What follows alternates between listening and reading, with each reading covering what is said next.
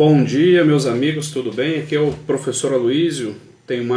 Hoje nós vamos tratar sobre uma live muito importante, aí, muito bacana, com o professor Carlos Begales, lá do TRT da 18ª Região. Ele é juiz do trabalho na cidade de Goiânia e expert em execução.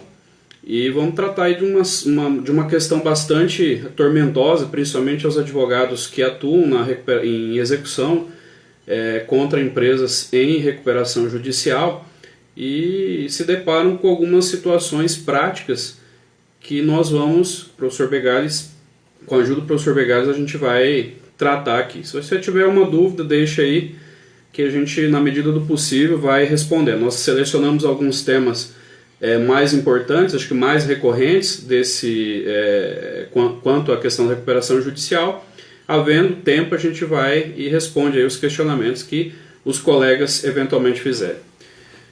Já faço aí uma ressalva, né? Porque quando eu faço a live, eu estou fazendo de casa e o meu cachorro ele é implacável, né? Eu já avisei ele que não é para latir, para não fazer barulho, mas eventualmente pode acontecer aí, se o carteiro passar lá na frente, vai ocorrer esse infortúnio. Mas é uma problemática pequena perto do assunto que nós temos que tratar. Deixa eu ver se o professor Begales já está aqui. Vamos lá, convidar ele.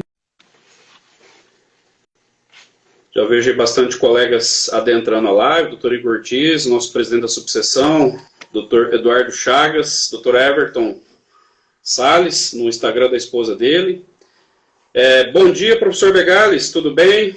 Para mim, uma satisfação recebê-lo, na verdade, tê-lo aqui nesta live para tratar de um tema muito interessante, que é a execução trabalhista na recuperação judicial. O senhor que já esteve em Sinop, já teve a oportunidade de lecionar aqui na especialização para os alunos, para os advogados aqui em Sinop.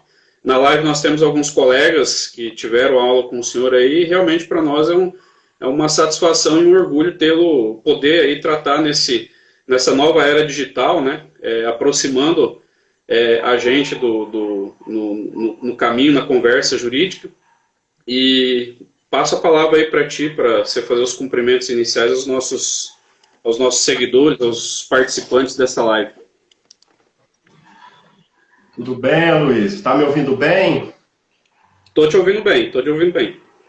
Que bom que nós vamos falar um pouquinho sobre esse tema. Nós teremos aí no segundo semestre, provavelmente, muitas recuperações judiciais. Então, esse tema é super importante. Eu tive aí, eu só não lembro o ano, se foi 2015, 2016, que eu estive aí falando sobre execução com vocês, né? Depois em Cuiabá. Eu não tenho certeza do ano, mas me lembro muito bem aí da minha estada na cidade. Que bom poder conversar com você e a gente trabalhar esse tema, e saber também que os colegas que estiveram no curso também estão entrando aí. Eu tenho muitos colegas aqui de Goiânia, de Santa Catarina, que estão entrando aqui. Eu acho que vai ser uma oportunidade muito legal da gente fazer um debate, fazer uma explanação sobre os temas que estão ocorrendo.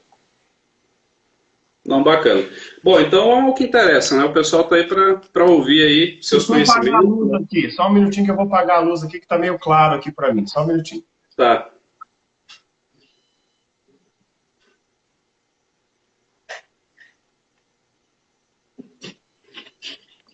Vamos lá, melhorou. Agora para mim ficou bom.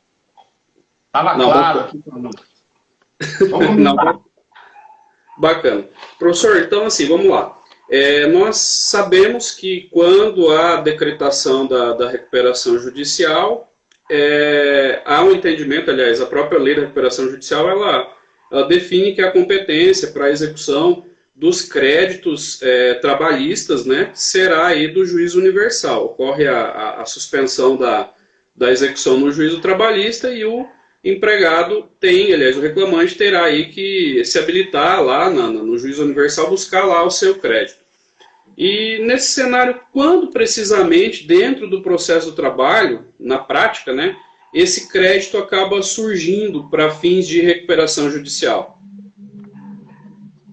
Veja, a lei de recuperação judicial é muito clara nesse sentido, em dizer que são todos os créditos existentes na data do pedido. Então, não é a data da sentença, não é o ajuizamento da ação, não é o trânsito em julgado que define o crédito que vai ser habilitado ou não. É quando a obrigação nasce. Então, você pode ter uma ação de acidente de trabalho. Se o acidente foi anterior ao pedido de recuperação judicial,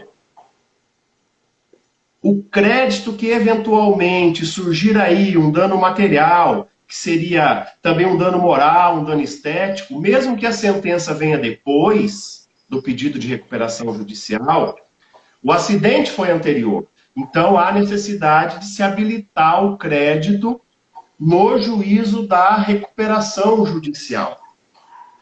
Então, esses pedidos de danos morais, danos materiais, eu tenho que verificar quando houve a ofensa e não quando a sentença condenou, certo? Quando houve a declaração do direito. Se você pegar um TAC, por exemplo, termo de ajuste de conduta, se esse termo de ajuste de conduta ele é anterior à recuperação judicial, se houve descumprimento, existe uma ação em trâmite, o fato de o trânsito em julgado ocorrer posteriormente ao deferimento da recuperação judicial não altera essa questão. Ou seja, o crédito continua tendo que ser habilitado na recuperação judicial. Então, nós temos uma regra. Toda obrigação ou todo ato ilícito praticado antes do pedido de recuperação, os valores daí advindos precisam ser habilitados. Existe uma discussão relacionada à questão que envolve os créditos chamados extraconcursais. Esse é um problema. O que são esses créditos extraconcursais? São aqueles créditos que surgem depois do pedido. Eu vou te dar 3 exemplos para você entender. Imagina que foi deferida uma recuperação judicial no ano de 2018. Aí, em 2019, foi contratado um trabalhador. Em 2019, esse empresário comprou mercadorias. Em 2019, esse empresário alugou um galpão e está pagando aluguéis. Vejam que são créditos constituídos depois do pedido de 2018. São créditos que vieram depois. Então, esse trabalhador, esse credor desse aluguel, ou esse outro empresário que vendeu mercadorias, essas pessoas, elas não estão com seus créditos envolvidos na recuperação judicial. Isso é crédito extraconcursal. Mas nós temos um problema na prática que o STJ vem entendendo que mesmo nesses casos, por uma questão de garantir o recebimento do crédito, por uma questão de viabilidade do plano de recuperação judicial, esses créditos teriam que ser habilitados. Eu, particularmente, não consigo ver dessa forma, Luiz. Por quê? Se a lei que criou recuperação judicial está dando a oportunidade ao empresário ou à sociedade empresária de pagar as suas dívidas de uma forma diferente, conforme o plano, com créditos pretéritos ou débitos pretéritos, qual é a razão, eu te pergunto, se você fosse empresário, você venderia para essa empresa de recuperação judicial, sabendo que você não vai receber e vai ter que habilitar no juízo da recuperação? Isso não tem muita lógica, esse entendimento, sabe?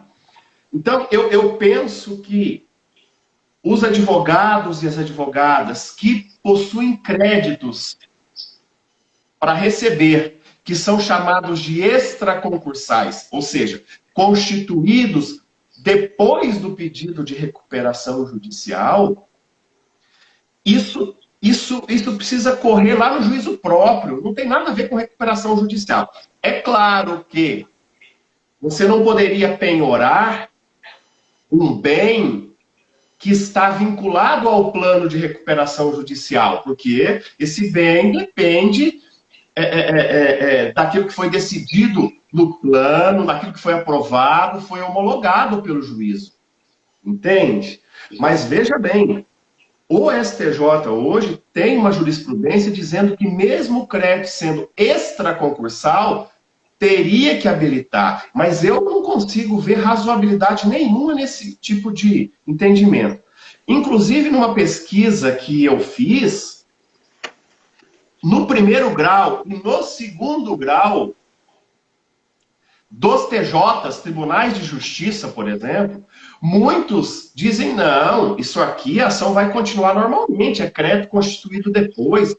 Não há que falar em habilitar o crédito na recuperação judicial. É uma discussão, Aloysio, muito interessante e que, na verdade, estão querendo colocar no mesmo bolo todo mundo. Tanto o credor anterior ao pedido, quanto o credor posterior ao pedido. Certo? Então, eu acho que não deveria ser dessa forma. Porque senão perde a razão o artigo 49 dizer que eu só habilito aquilo que foi anterior. Entende? É uma situação que ainda vai ter que ser resolvida na prática. Tá? Eu vejo assim, até quanto a esse assunto, professor Begales, a ratio decidendi pelo que eu vi das decisões do STJ, eles utilizam até um argumento que, ao meu ver, também seria falho, e aí nesse ponto eu coaduno com o seu entendimento de que os créditos que extraconcursais, né, aqueles que foram constituídos depois que foi deferido o processamento da recuperação judicial, depois que a empresa está no plano de recuperação judicial, eles não deveriam se sujeitar, mas o STJ ele acaba entendendo que haveria, principalmente com relação aos créditos trabalhistas, uma quebra de isonomia, um privilégio a mais a um crédito de mesma natureza. Mas me parece que talvez seja um argumento um pouco falho, porque essa tenha sido mesmo a intenção do legislador de privilegiar aqueles credores que estão dando credibilidade para a empresa de recuperação judicial. Porque, convenhamos, imagina a gente, até teve uma situação em sala de aula que a gente discutindo assim, quem vai querer, por exemplo, voar, quer comprar uma passagem aérea, eu tenho uma empresa que está em recuperação judicial e a outra que não esteja em recuperação judicial. Quem vai querer comprar uma passagem aérea de uma empresa que está em recuperação judicial? Porque você já imagina, a empresa já não está já está tentando melhorar sua condição financeira, recuperar sua saúde financeira. E aí, no caso, aí você já fica imaginando, será que ela está dando manutenção direito nos aviões, já que não está tendo direito, não está tendo dinheiro nem para poder se sustentar sozinho? Então, nesse aspecto, realmente, essa ratio decidendi que o Superior Tribunal de Justiça coloca, ela acaba sendo desarrazoada. Eu acho que não seria um argumento que derruba, né, o verdadeiro sentido que está lá na Lei de Recuperação Judicial. E só abrindo um parênteses, né, nós temos aí alguns alunos que estão no início da advocacia, outros mais experientes. Eu vejo aqui também o Dr. Rodrigo Dias Fonseca, juiz do trabalho aí também em Goiás. Então, temos aí profissionais das diversas experiências aí. Então, aí fica se perguntando por que o STJ decide. É porque ele tem a competência de dirimir, aí, quando há conflito de competência entre juízo trabalhista e juízo comum, né, o STJ que acaba definindo isso. Então, a palavra final é dele quanto a esse aspecto. Então, por isso que a gente acaba remetendo, tratando-se aí de recuperação judicial, remetendo aos precedentes do Superior Tribunal de Justiça. Mas bacana, vamos lá, dando seguimento. Eu só queria fazer só mais uma ponderação nesse assunto para a gente passar para o outro. Uhum. A lei de recuperação judicial, no artigo 67, ela diz que esses créditos extraconcursais, no caso de falência, veja bem, não é de recuperação judicial. Se a recuperação judicial for convertida em falência, aí sim, esses créditos extraconcursais, eles têm preferência. Por quê? Justamente com base no que você falou. Que dá crédito a quem tentou alavancar a empresa vendendo e comprando, né, bens e serviços dessa empresa. Aí sim, aí se houver uma falência, esses créditos posteriores ao pedido de recuperação, eles têm um pagamento privilegiado. Mas, enquanto nós estamos falando de recuperação judicial, nada disso. Os créditos, eles são livres para uma execução, eles não estão vinculados à RJ. Era só isso que eu queria ponderar. Vamos para frente. Então, já seguindo aqui, existe a própria lei de recuperação judicial fala que depois de deferido o plano, ela tem aí as execuções nos seus juízos próprios, né, as execuções trabalhistas ficariam suspensas aí por 180 dias. E lá diz expressamente que poderia, se após esse prazo de 180 dias, ser retomada, né, o curso normal dessas execuções se o plano de recuperação judicial não tivesse sido efetivado nesse período. O que, convenhamos, na prática, até hoje eu nunca ouvi falar, pelo menos aqui dentro do estado do Mato Grosso, em algum plano de recuperação judicial que tenha sido concluído dentro desse prazo de 180 dias. Depois desse prazo de 180 dias, eu poderia retomar mesmo, aplicar a literalidade lá da Lei 11.101 e retomar a execução trabalhista lá no juízo trabalhista? Aloysio, você disse agora há pouco, fazendo uma explicação, principalmente para quem, vamos dizer assim, é mais novo de advocacia, né? A Justiça do Trabalho fica muito amarrada nesse ponto, porque a competência é só para julgar, liquidar. Aí nós vamos habilitar o crédito lá. Então, muitas das questões realmente são decididas pelo STJ. Aqui está uma. E aqui tem 2 pontos que eu gostaria de ressaltar que são importantes. Primeiro, a lei fala que ficam suspensas as ações e execuções no prazo de 180 dias. O STJ já tem jurisprudência pacificada que o juiz que conduz a recuperação judicial, ele pode prorrogar esse prazo. Isso é comum, como você disse. Pois bem, nós temos 2 outras questões, porque às vezes as pessoas nos perguntam o seguinte: mas eu não vou, em razão disso, ou seja, do STJ, permitir a prorrogação desse prazo, então eu nunca vou poder executar esse crédito na Justiça do Trabalho? Essa é uma questão interessante e que eu vejo impedimentos, principalmente nos TRTs, já que esse assunto dificilmente chega ao TST, porque o recurso de revista exige violação à Constituição e uma qualidade de competência para fazer um recurso de revista nesse caso. Então, o que eu quero ponderar é o seguinte: nós temos execuções, recuperações judiciais, Aloysio, que tem 10 anos, 14 anos, 15 anos. Então quer dizer que eu, credor trabalhista, e eu poderia pegar outros credores, aqui é porque nós estamos falando do direito do trabalho, do processo do trabalho. Então quer dizer que esse credor, ele não teria o direito de continuar a sua ação lá no juízo próprio? São situações que precisam ser pensadas. Nós precisamos pensar sobre isso. Agora, eu acho, lendo a própria lei de recuperação judicial, que nós temos instrumentos dentro da própria lei para começar a trabalhar isso. Por exemplo, A lei de recuperação judicial nos diz que os créditos trabalhistas devem ser pagos no prazo de 1 ano. Está lá no artigo 54. A partir do deferimento do pedido, 1 ano para pagar. Nós estamos já com 14 anos sem pagamento. Nós temos um outro artigo que diz que a recuperação judicial ela deve terminar no prazo de 2 anos. Agora, você começa a fazer prorrogações de prazo acima dos 180 dias. Você não paga o crédito trabalhista no prazo de 1 ano.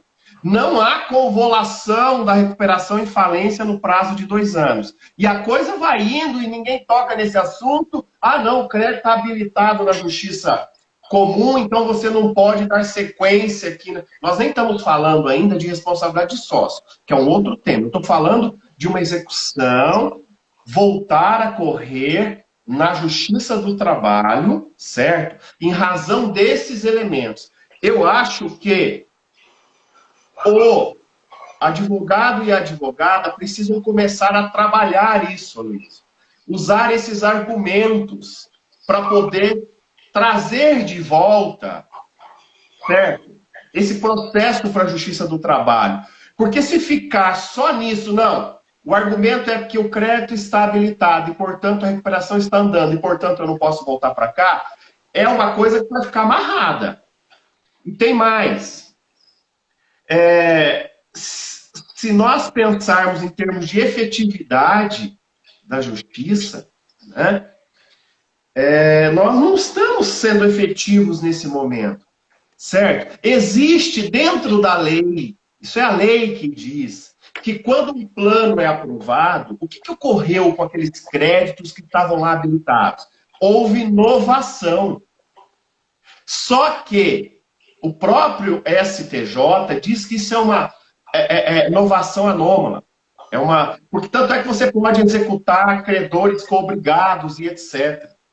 Então, eu acho que há que se trabalhar melhor isso, que se pensar melhor, que se estudar melhor esse campo, e não simplesmente dizer que temos que aguardar até o final. Elementos, como eu citei, nós temos. Aí é uma questão de advogado e advogada começarem a criar as teses para que isso chegue ao Poder Judiciário e possa ser decidido, certo? É isso com relação a esse assunto. De fato, na verdade, quem cria a jurisprudência é o advogado. O advogado precisa pensar um pouco fora da casinha, né, dentro do trivial, e ver que em algumas situações realmente é preciso começar do zero, né? Você precisa construir para você bater de frente, de repente, com o entendimento.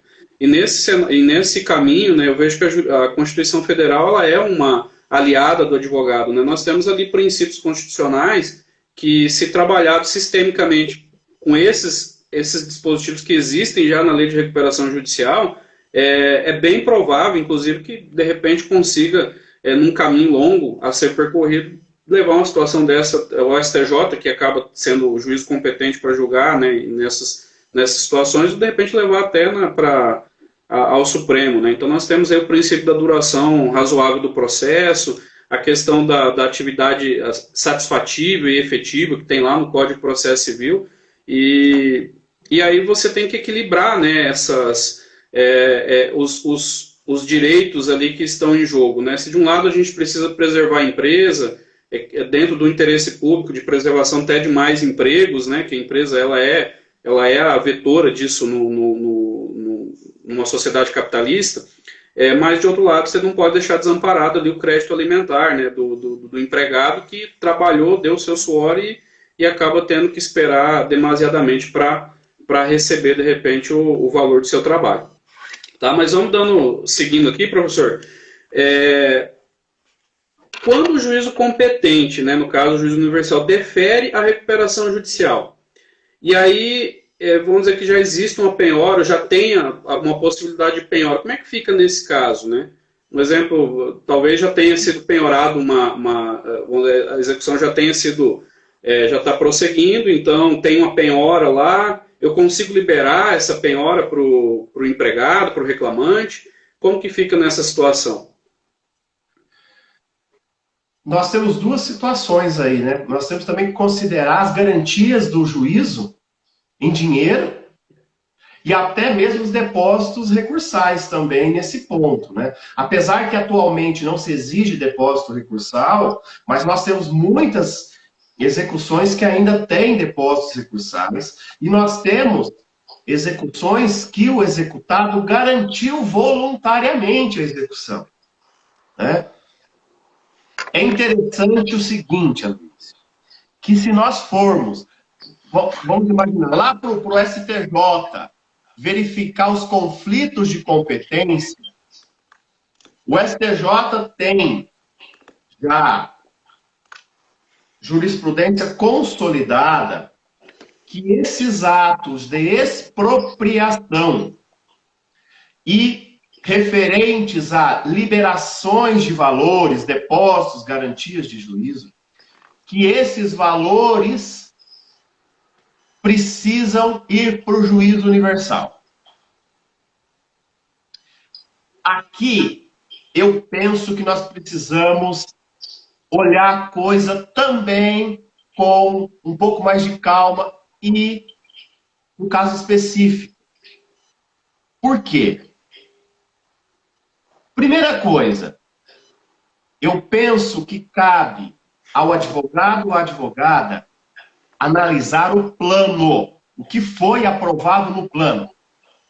Nós temos planos de empresas grandes correndo no Brasil, em que lá no plano consta o seguinte: a empresa que, no caso a que está em recuperação, que garantiu voluntariamente o juízo, esse dinheiro não vai para a recuperação. Vai ser entregue ao credor, a execução será extinta e acabou. Porque o plano, Aloysio, ele é um contrato aprovado pela Assembleia de Credores e homologado pelo juízo. Se isso consta no plano, ele precisa ser respeitado. Se você imaginar sobre um outro enfoque, que a empresa foi voluntariamente, antes de pedir a recuperação e garantiu o juízo, qual a razão de pegar esse dinheiro agora e levar para a recuperação judicial? Tudo bem.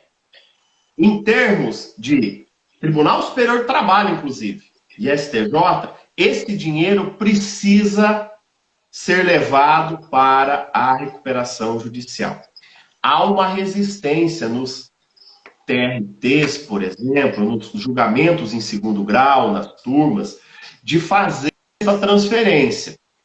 Normalmente, nos agravos de petição, não se consegue. Muito sim, mas a maioria não. Agora, quando se faz conflito de competência, aí o STJ manda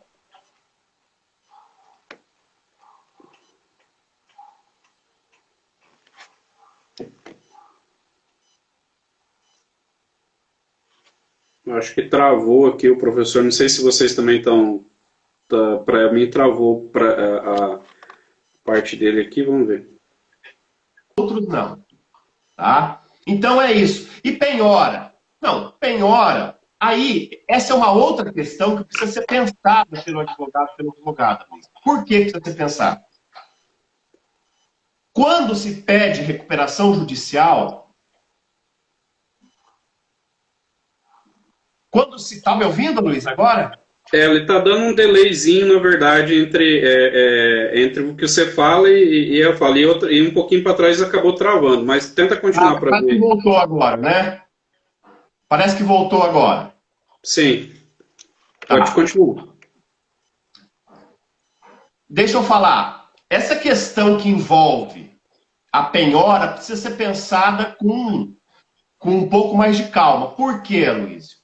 Quando alguém pede uma recuperação judicial, ela demonstra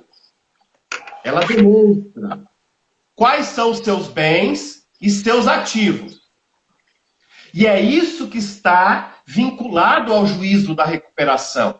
Então, eu não tenho como simplesmente penhorar algum bem que está vinculado ao juízo da recuperação. Então, nesse caso, de fato, tudo tem que ser resolvido pelo juízo da recuperação. Agora, se você pensar num bem que não está lá no juízo da recuperação judicial, um ativo que não está lá, ele está livre. Esse é o raciocínio que precisa ser pensado também. Certo? Verificar se o bem está lá ou não. É isso. Então, hoje, só para resumir, depósitos vêm sendo entendido pelo STJ e pelo TST que tem que ser transferido para o juiz da recuperação judicial. Entendi.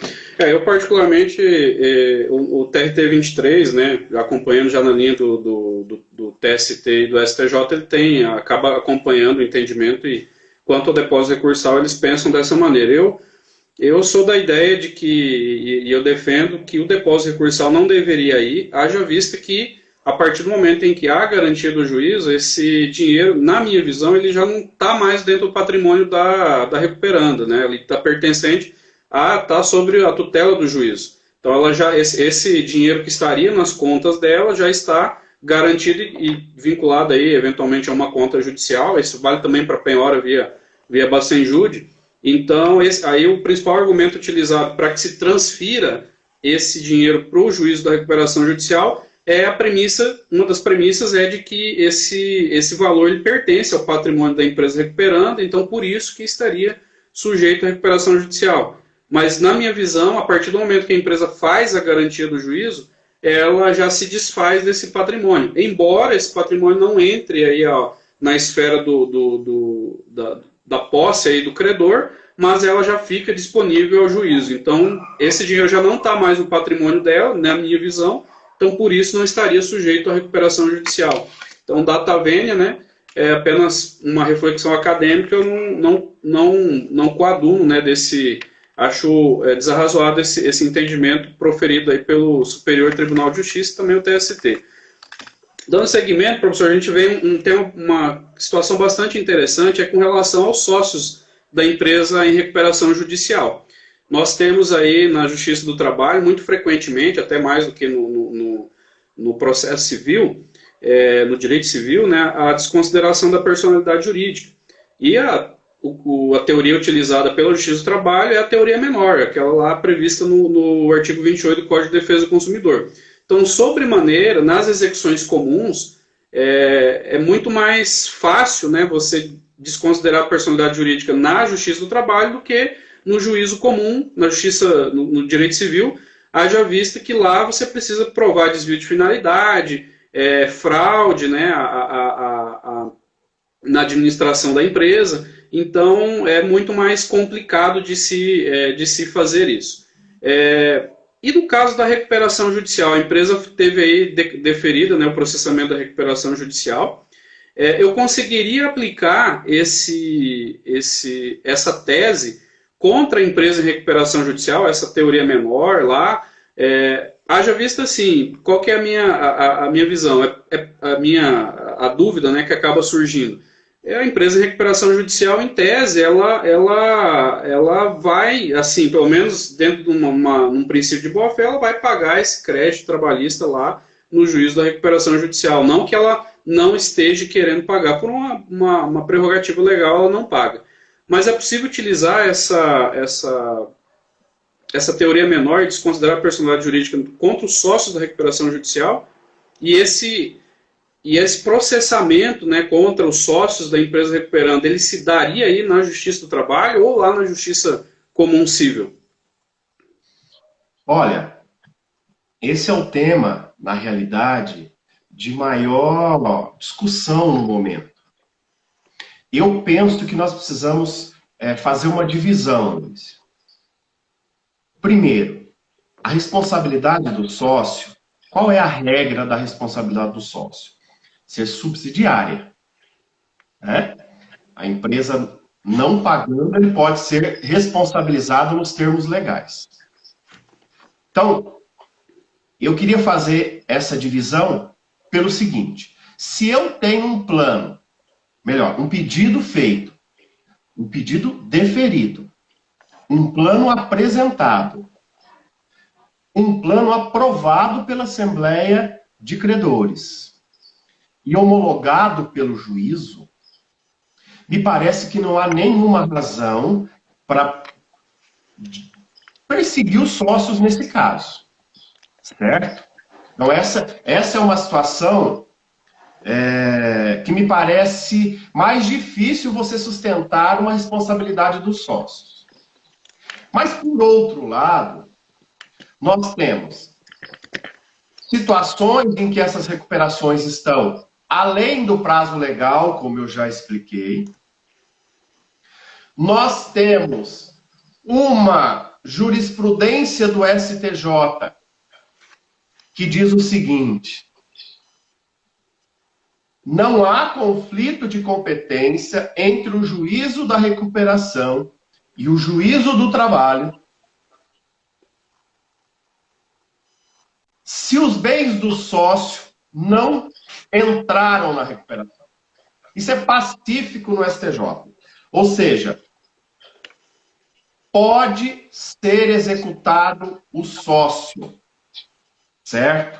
Essa é a ideia. Por quê? Porque os sócios normalmente levam essa discussão para o STJ nos conflitos de competência. Eles dizem assim, espera aí, a minha empresa está em recuperação e a Justiça do Trabalho agora está fazendo IDPJ contra a minha pessoa.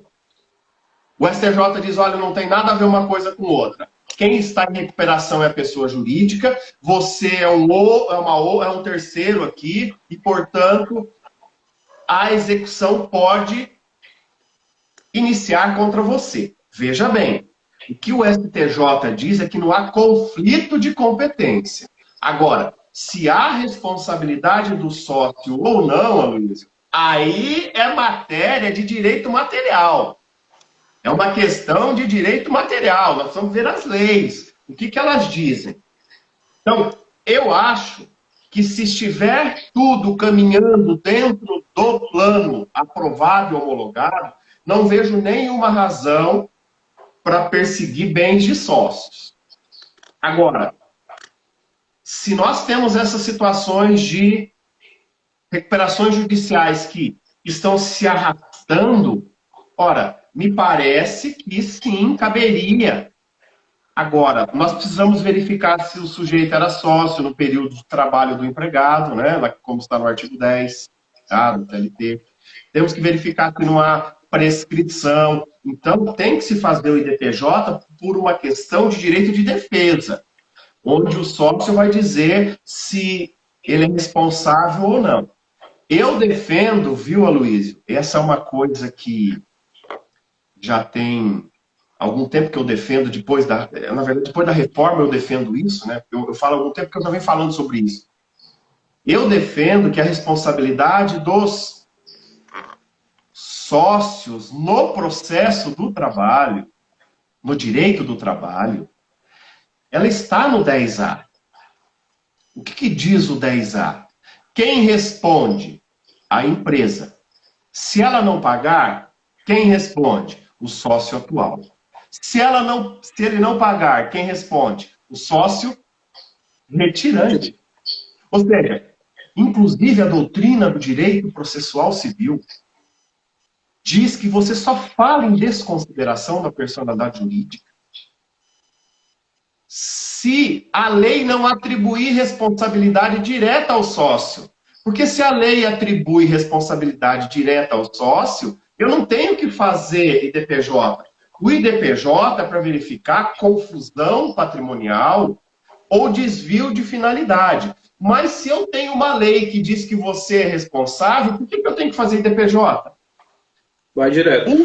O 10A, na minha opinião, é uma norma dessa situação. Vou te dar um exemplo. A lei de SA diz que os administradores e diretores são responsáveis. Eu tenho que fazer IDPJ? Eles são responsáveis. Agora, o que eu preciso verificar é se agiram com fraude, com aquela situação relacionada à culpa e ao dolo que envolve isso. Entende? Se você for para o CTN no 135, lá está escrito que o gerente, o sócio, pode responder. Ou seja, isso é responsabilidade direta, Luiz. Isso aí não precisa de desconsideração. A desconsideração é quando a lei não estabelece responsabilidade. Mas, voltando à recuperação, eu acho que precisa ver o caso concreto para se saber se o sócio tem que ser chamado ou não. Ora, imagina, só para você ter uma ideia disso, imagina que foi feito um pedido de recuperação, certo? Foi deferido. A empresa tem 30 dias para apresentar o plano, ela apresenta o plano. Então, agora estão em conversações para estabelecer na Assembleia a aprovação desse plano, e aí você vem e pede a desconsideração do sócio. Não me parece razoável isso, jurídico, entende? Já que a responsabilidade do sócio, ela é subsidiária. Agora, eu vi decisões dizendo assim, que quando o empregado habilita seu crédito no juízo de recuperação, ele não teria o direito de executar o sócio. Isso, para mim, eu entendo, data vênia, que há um equívoco aí.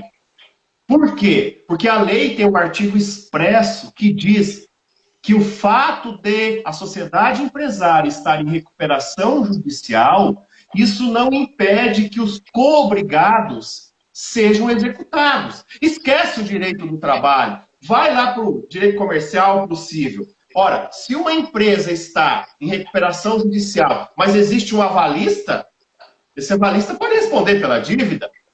Não é porque o crédito foi habilitado, o terceiro habilitou o crédito. Não. Então, eu acho que essa tese de que o fato de o empregado ter habilitado o crédito impede a execução do sócio, ou até de outras empresas, me parece equivocado aí, porque estaria infringindo diretamente o artigo da Lei 11.101 de 2005, que se refere à possibilidade de executar esses terceiros. Inclusive, o STJ tem súmula, Luiz, sobre isso. 481, 500 e alguma coisa. Isso aí é pacificado. Então, impedir isso é um problema. No meu entendimento, e há um equívoco ali. Eu particularmente também penso da mesma forma, professor Begales. Até foi interessante você tocar nesse assunto, porque aqui no TRT da 23ª Região, a gente tem observado aí ultimamente decisões das duas turmas nesse mesmo sentido. E o procedimento aqui é basicamente o seguinte: se você, como advogado, pretender a execução dos sócios, você, quando no momento em que se apura o crédito, que é para emitir lá a certidão para habilitar o crédito na recuperação judicial, é como se você tivesse que escolher entre dois caminhos, né? Se você for pelo caminho de habilitar o crédito lá, eles entendem que está preclusa a sua oportunidade de pedir a desconsideração da personalidade jurídica dos sócios. E se você, aí para você tentar esse caminho, tentar executar o sócio, você nesse momento, né, como se fosse aquele momento que você chegasse numa encruzilhada, você tem que escolher. Se você escolher o outro caminho, é como se você tivesse abdicado do outro, né? E, de fato, realmente não há, assim, uma plausibilidade, uma razoabilidade nesse tipo de entendimento. Algumas decisões... Só para pegar o gancho do que você está falando. Se isso procedesse, eu não teria como executar o responsável subsidiário. E isso é pacífico. Que o responsável subsidiário pode ser executado mesmo o crédito estando habilitado, porque ele é um coobrigado. Entende? Então, quando é o sócio não pode, quando é o responsável subsidiário pode. Me parece que, de fato, não tem realmente fundamento jurídico isso.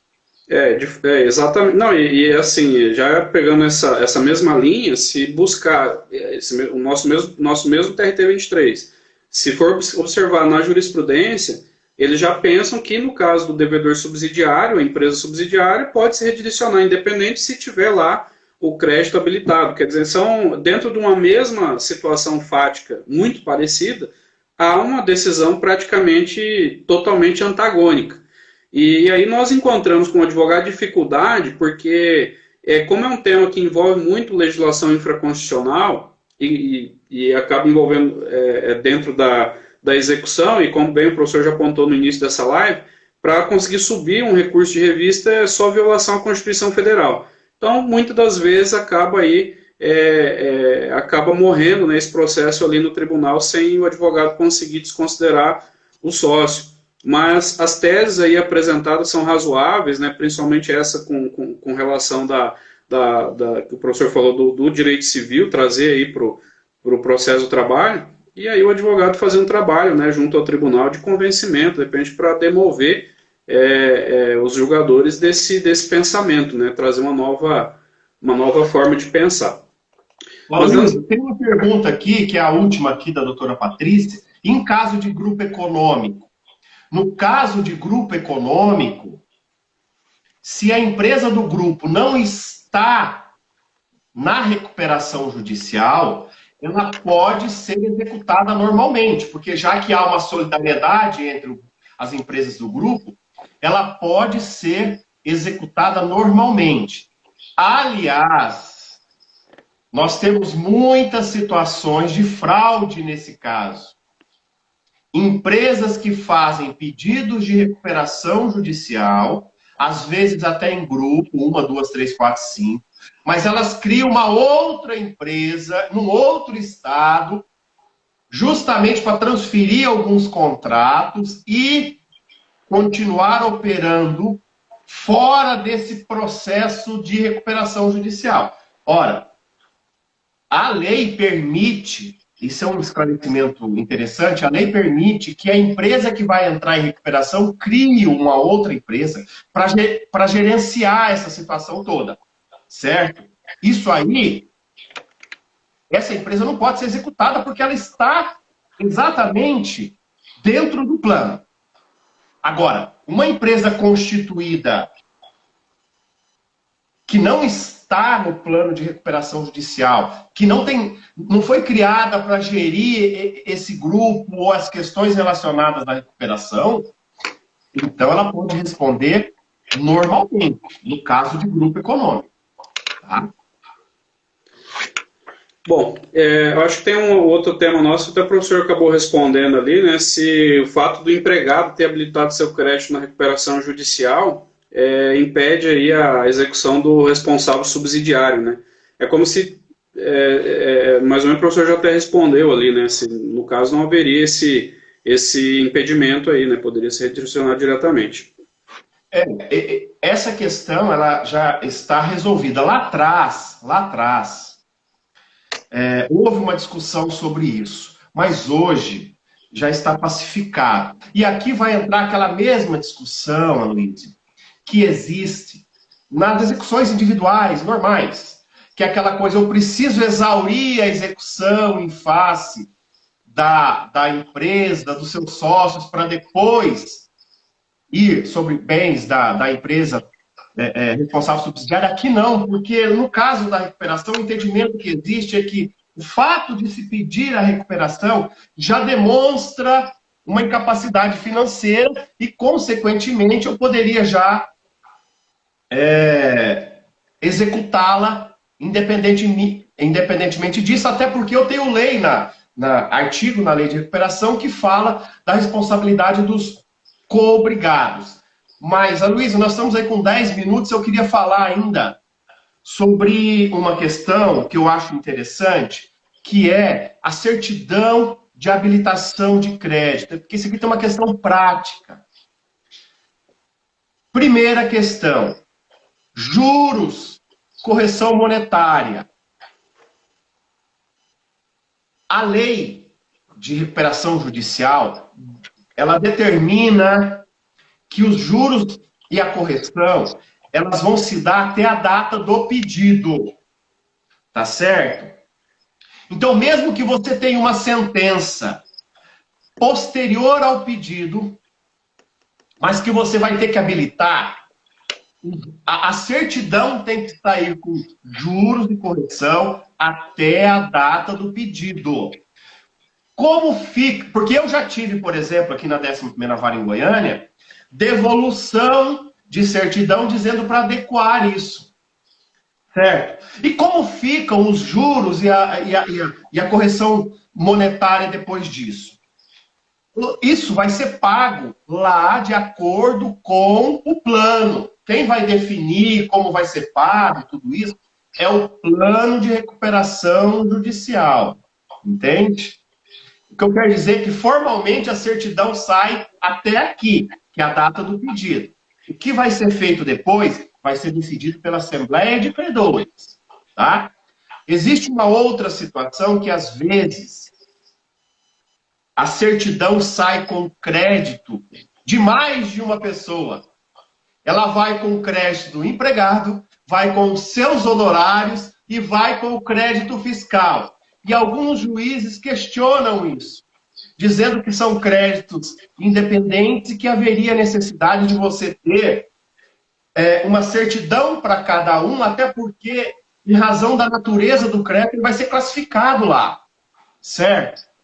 Como o STJ entende que os honorários advocatícios, que os honorários periciais têm natureza alimentar, ele entende que a habilitação do seu cliente pode incluir o crédito dele e o seu crédito, viu, Aloysio? Ou seja, o crédito do cliente e os seus honorários também.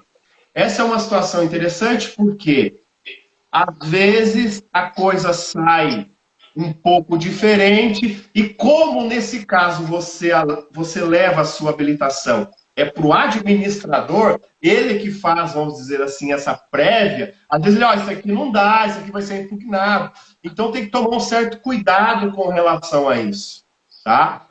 Porque essas habilitações, essas certidões, às vezes, trazem esse equívoco. Mas isso é só corrigir, levar de volta e etc. E se o crédito for habilitado posteriormente, não tem problema. Ele entra como um crédito na sua classe normal, ele só não vai participar daqueles rateios que já estão programados. Ele vai entrar num outro rateio, mas dentro da sua classe, com seus privilégios e etc. Tá? É isso, meu amigo. É isso. Eu acho que agora faltam uns minutinhos. Acho que tem dois assuntos tratando bem rapidamente. O primeiro deles, até veio uma dúvida de um colega aqui, que referente a quando há uma... na recuperação judicial, a empresa tem várias filiais, aí acaba vendendo essas filiais para outra empresa, acaba adquirindo uma dessas filiais. Essa alienação de uma unidade produtiva, é possível eu pedir uma sucessão trabalhista, aí aplicar esse instituto da sucessão contra essa empresa que adquiriu esse patrimônio da recuperação judicial? E esse é um ponto. Aí tem uma outra dúvida também surgiu muito interessante, numa situação prática, né, que acabou ocorrendo. Foi formulado um acordo, né, na Justiça do Trabalho. Esse acordo foi homologado sem reconhecimento de vínculo, dando aí como se fosse um vínculo de natureza civil. Lá foi reconhecido, né, formulado o acordo sem reconhecimento de vínculo. E aí o juiz universal, ele entende que o administrador entende que esse crédito, mesmo tenha advindo aí da Justiça do Trabalho, começou a ser executado, ele seria um crédito quirografário, né, não seria um crédito trabalhista propriamente. E aí até o colega perguntou sobre esse aspecto aqui. Eu não sei qual que é a opinião do professor, né, mas a minha visão seria de que não necessariamente... se eu não reconhecer o vínculo de emprego, mas ali temos uma relação de trabalho, né? Então esse crédito ele permaneceria também como natureza trabalhista e alimentar e entraria lá dentro da classe dos credores trabalhistas. E aí fica o questionamento, a reflexão, professor, aí, se quiser fazer alguma consideração. Duas coisas, então. Sucessão. Isso é pacífico, não há sucessão. Tá? Inclusive o plano, uma das possibilidades do plano é prever a alienação de alguma filial. Né? Não há sucessão nesses casos. Justamente, Aloysio, para que você possa investir e comprar esse estabelecimento. Olha, se você vai lá comprar e sabe que você vai sofrer ações trabalhistas, cíveis, tributárias, etc., não há nenhuma razão Então a ideia, porque essa discussão existia na antiga lei e no decreto 7661 de 45, mas agora isso está pacificado que não há essa sucessão. Com relação à segunda questão, o problema é justamente o termo genérico, Luiz. Certo? Porque nós temos já o reconhecimento pela jurisprudência do STJ de que aquilo que advém de uma prestação de serviço pessoal tem natureza alimentar. Vídeos honorários periciais, vídeos honorários advocatícios e etc. O problema é que o pessoal quer fazer acordo lá no Sejusc, nas varas do trabalho, e mesmo numa vara civil, tal, mas aqui vamos ficar na vara do trabalho. Como? Para fugir da contribuição previdenciária, porque existe essa questão da contribuição previdenciária, né? Se tem natureza salarial, se for vínculo, você tem que discriminar. Se você não discriminar, você paga sobre o valor total. Quando você não tem essa relação de emprego reconhecida, nós temos normas que dizem que a contribuição previdenciária incide sobre tudo. Aí o pessoal coloca como natureza indenizatória e vão fazendo criações. O ser humano tem essa habilidade. Então, quando cai lá na mão do administrador, e até mesmo quando ele apresenta, qualquer crédito que você apresentar na recuperação vai abrir um prazo para a impugnação dos outros credores. Os outros credores podem se manifestar. Então, como se dissesse assim, olha, eu tenho que ver que natureza, eu precisaria, vamos deixar claro, ver o que constou nessa ata, Luiz. Qual é o termo dessa ata? Porque talvez houve aí, simplesmente, uma questão que envolvia contribuição previdenciária, etc., para não haver pagamento, mas a ata consta termos ali que levou o administrador ou o juiz lá a dizer, isso aqui não é crédito decorrente da relação de trabalho e, consequentemente, é crédito quilografário. Nós precisaríamos verificar os termos. Por quê? Nós temos uma regra e uma decisão. Aquilo que advém de prestação de serviço, em regra, tem natureza salarial. Se tem natureza salarial, eu teria o direito de ter um pagamento anterior e não jogar como crédito quirografado. Agora, se o administrador questionou isso, tem alguma coisa que a gente precisaria ver. Não é que está certo. Eu estou dizendo que precisa, talvez, fazer uma explicação disso e trabalhar isso na ata da conciliação, entende? É isso. Ok. Professor, então nós já estamos caminhando para o final aí. Eu agradeço muito a sua participação, a oportunidade, né, de nos brindar aí com seu conhecimento tão expert em execução trabalhista. E agradeço também a todos que estão aí nos acompanhando, uma audiência muito bacana. E aí eu estendo o convite também já ao professor, se possível, né? Nós fazemos uma live que o pessoal pede muito, principalmente aqui para mim, sobre instrumentos da execução, né? Além daqueles triviais, Bacenjude, Renajude, se o professor tiver disponibilidade, a gente pode marcar uma data aí e também fazer uma live nesse sentido, aí, para o professor dar aí essas dicas aí para os advogados dentro da execução trabalhista. Deixo aí o espaço para as suas considerações finais e muito obrigado. Luísio, esse tema dos convênios da Justiça do Trabalho, ele é excelente. Eu aceito o convite e assim que nós pudermos, nós podemos fazer uma outra live.